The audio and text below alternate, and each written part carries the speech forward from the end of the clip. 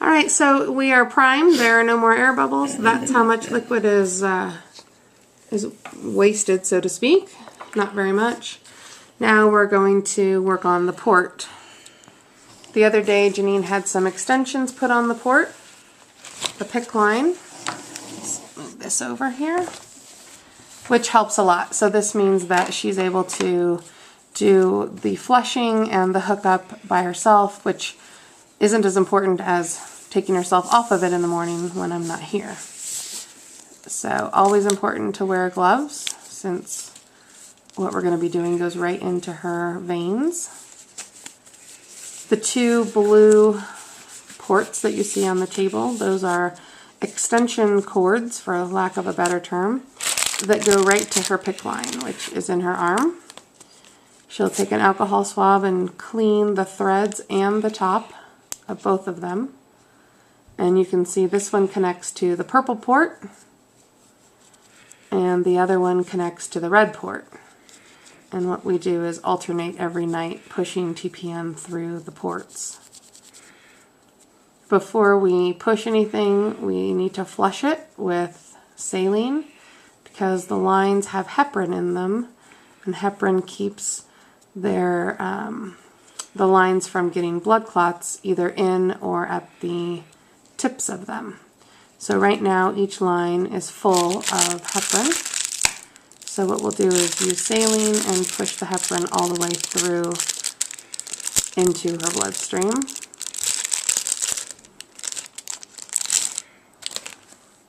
This is a syringe basically with no needle.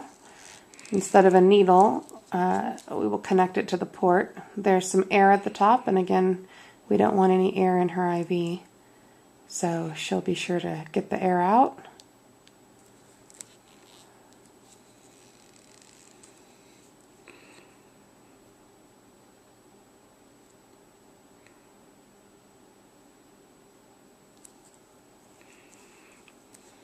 Okay, and then she'll check the label, make sure that it's really saline.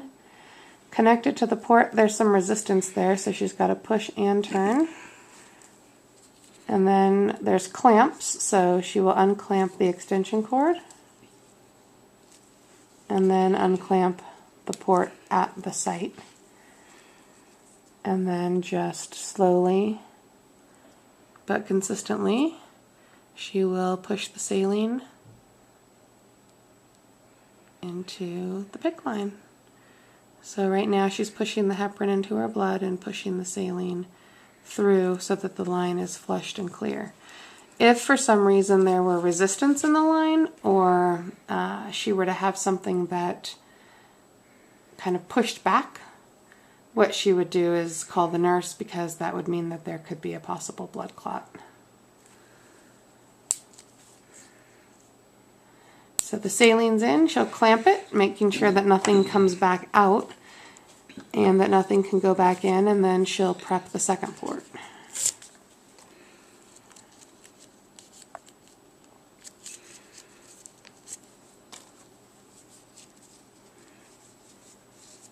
Cleaning the threads, cleaning the tip. We can see her face. Hi, Janine. Is this hard to do?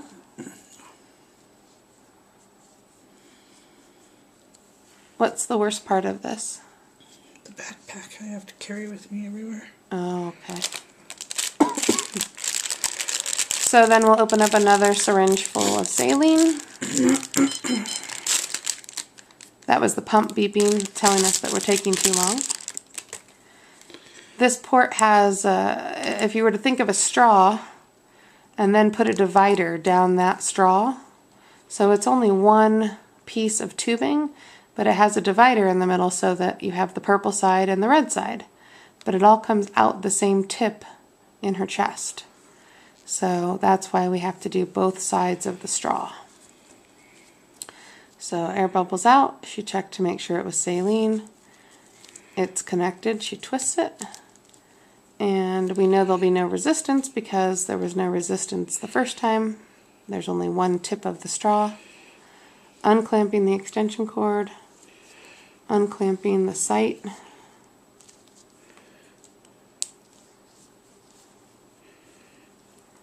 untangling the extension cords. Okay. And then she will slowly and consistently push the saline through the line.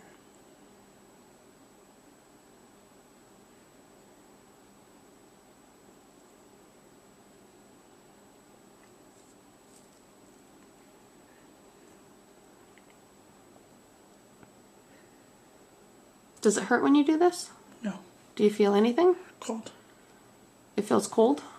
Cold liquid. So everything's kept at room temperature, but obviously room temperature is in the upper 60s to low 70s, and your body is 98.6, so it will feel cold. Okay, so both lines are flush. We're ready to connect the TPN.